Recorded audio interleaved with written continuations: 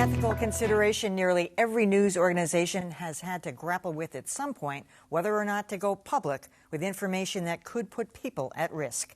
This week, the Boston Globe wrestled with that question and decided that any safety concerns were trumped by the public's right to know.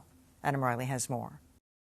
As part of the investigation into the Boston Marathon bombings, law enforcement tracked down Ibrahim Todashev, a friend of Tamerlan Tsarnaev, who may have helped Tsarnaev commit a triple murder in Waltham in 2011.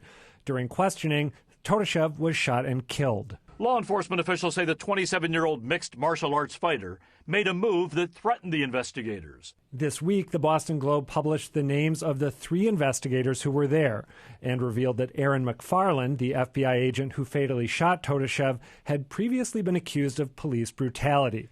The Globe got the names of McFarland and 2 Massachusetts state troopers by removing flawed redactions on an official report.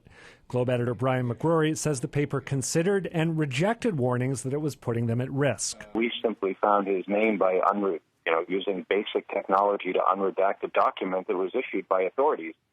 So if we could do that, certainly anyone who wanted to see this guy dead could also do that as well. In fact, McFarland and the troopers had already been identified on this blog.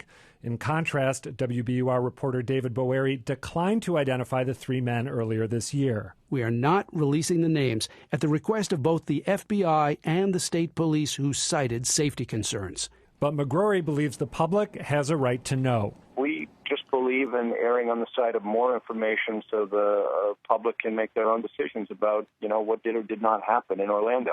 But we still don't know whether Todashev was killed in self-defense, and that is the biggest question of all. I have to say I'm always on the side of full disclosure. The more, just the more you print, the more truth out there, the better off we're all going to be. I had no problem with them printing the names. I know some people did. But my bigger concern actually was with the headline, because I thought it almost obscured their own story. And I know the story had been out, and it had been out on that blog too, but FBI shooter had stormy record as officer. I mean, when you really read deep into that, it wasn't clear. I mean, yeah, he had been accused of police brutality, but there was at an era when a lot of police brutality cases were going on. In Oakland, California, with a lot of I thought suits. the detailing of the reporting and naming the names, that almost obscured the bigger story that they had. So what did you think the big story was?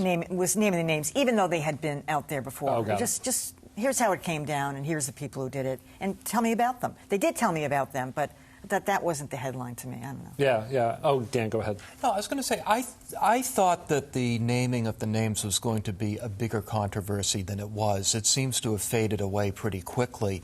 I think that either decision would have been perfectly respectable from a journalistic point of view. One point I do want to make is that when David Bowery of WBUR declined to reveal the names last January, this whole incident was still being investigated. And Bowery is a great reporter, and he might come to a different conclusion himself, and WBUR might come to a different conclusion if they were doing it today as opposed to the time when it was still under investigation. I think that's a good point. The final report had already been issued. Yeah. I do think I'm also with you. I think the Globe did a perfectly good thing by doing this. It's the appropriate thing to do when you have someone who's been, who's committed some sort of behavior that is an open question, is being analyzed. It's appropriate. It's important for other people to know, so they can if they know that he'd done something else, they can give that information to authorities.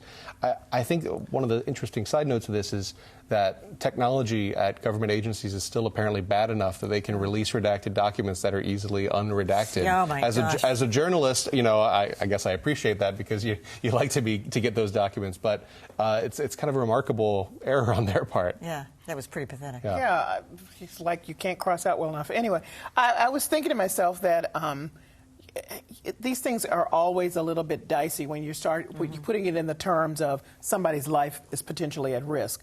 But this story, this whole scenario has been a big mess. We don't have any answers still today, real answers about what happened there. So certainly, to me, and the part of the story has to be, well, who was involved at the moment? You have to know that to begin to even peel back all the stuff that's still unclear. Yeah, I totally agree with you. And we could have a lot more information than we've got. There is apparently a video of the interrogation that law enforcement possesses but refuses to release. Yeah. And so we still don't know, if this guy was killed justifiably or not. So if law enforcement had been more forthcoming up until now, maybe the Globe would have made a different call. Maybe they wouldn't have. But I agree with you. Given how little info there is out there, anything is good. I can't question his choice. Let's get that information out there. I mean, there's a tape. We should see it.